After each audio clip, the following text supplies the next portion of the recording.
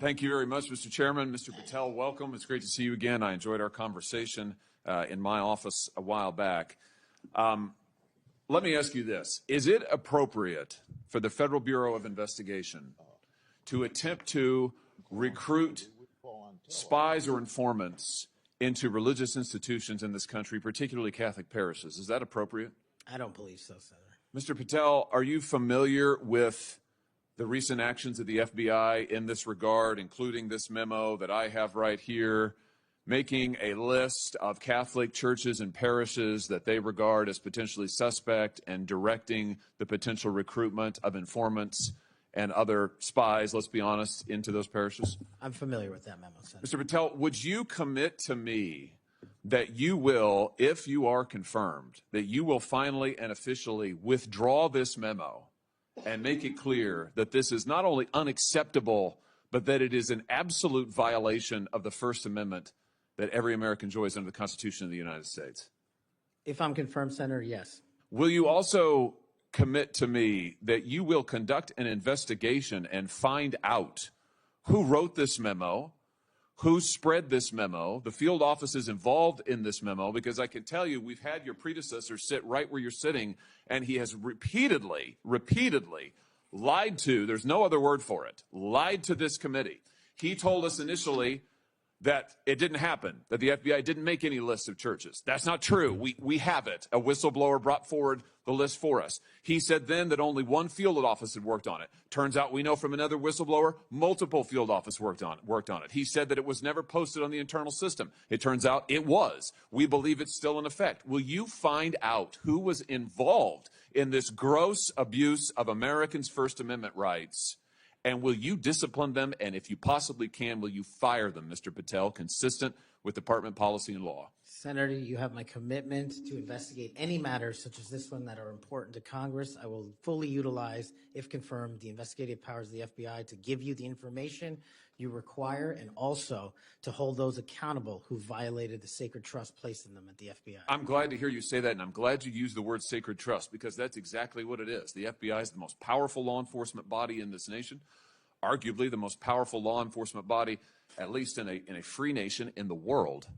And to have this body corrupted politically such that it is targeting people of faith in this country and then lying about it to this committee and the American people is unimaginable. I'll be honest with you. I never thought this would happen in the United States of America. I just didn't. If you had told me 5 years ago we'd be reading memos like this, I would have said, no way, that's bad fiction. In fact, it's a horrible reality.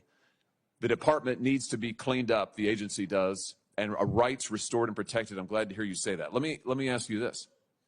Do you think it is appropriate for the FBI to be sending agents, including counterterrorism agents, to the parents of children who went to school board meetings and asked about critical race theory in their schools, asked about the school's masking policy during COVID? Should those parents be treated as domestic terrorists? Parents who have the courage to ensure their children are taught what they feel is right, and those who have the courage of their convictions to go houses of worship, in my book, will never be domestic terrorists.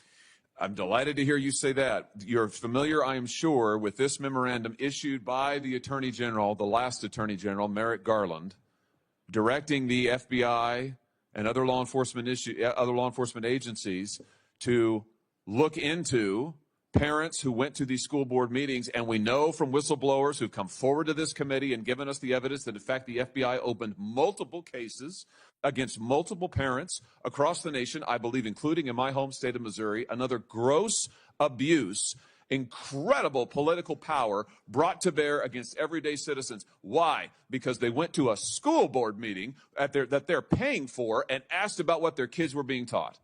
Once again, I can't imagine, I couldn't have ever thought this would happen in the United States of America. Will you find out who was involved in this policy within the FBI, who agreed with it, who implemented it, who encouraged it? Will you find out that, Mr. Patel? Will you do an internal investigation? And will you make clear that those who supported this policy are appropriately disciplined? And will you make clear that the FBI will never do something like this again? If confirmed and pursuant to your congressional request, absolutely, Senator. Thank you.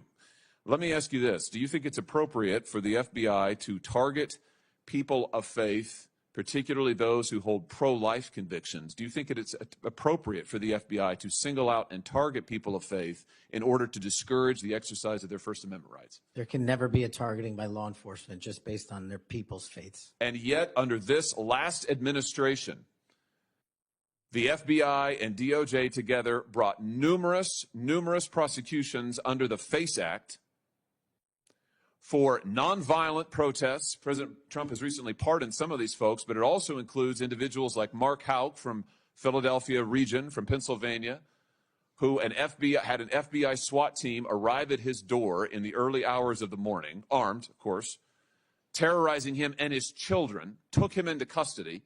They charged him with a FACE Act violation. Why? Because he took his young son to a peaceful demonstration outside an abortion clinic. When his young son was shoved to the ground, he defended him. Mark Houck was acquitted by a jury, acquitted. Nevertheless, the FBI used their full resources, including a SWAT team, to try and terrorize him. Meanwhile, how many churches that were firebombed or pregnancy care centers that were firebombed, how many of them were protected by the last administration? Just about zero. It is an unbelievable instance of targeting. Mr. Patel, will you end this targeting? If you get to the FBI, if you are confirmed, will you end it? And will you make clear to all agency personnel that there can be no targeting on the basis of religious belief, and this will never happen again in the United States of America, at least not under your watch? Senator, if confirmed, and it speaks to an issue we were talking about earlier, there will be no such targeting if I'm confirmed as FBI director. And the resources of the FBI, which are funded by the American taxpayer dollars, in the 7 minutes that you and I have been talking about, 2 people have died from fentanyl overdoses. 1 person has been shot to death in this country, and 3 people have been raped.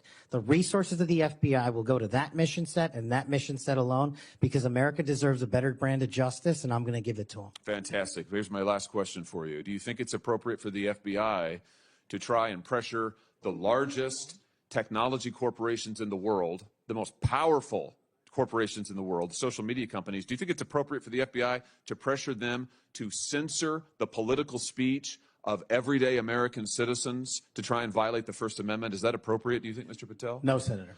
Will you put an end to this, Mr. Patel, if you are confirmed at the FBI? Senator, if confirmed, I will work with Congress to expose any corrupt activities the FBI has participated in, especially involved in the censorship of free speech. Because we know from the court cases that have been brought across this country, and we know from the voluminous factual finding that was done, and it's in the record, that the FBI and other agencies of this government under the last administration pressured, coerced these social media companies to censor speech of everyday Americans on a range of issues, from the Hunter Biden laptop to COVID, to the Dobbs decision, you name it, they tried to censor them. The Constitution doesn't permit the government to do it. The FBI tried to get the social media companies to do it. Will you end this practice, Mr. Patel, once and for all? Senator, I will always follow the law. Thank you. Thank you. Thank you, Mr. Chairman. Senator Blumenthal's next. I want to say when he's done,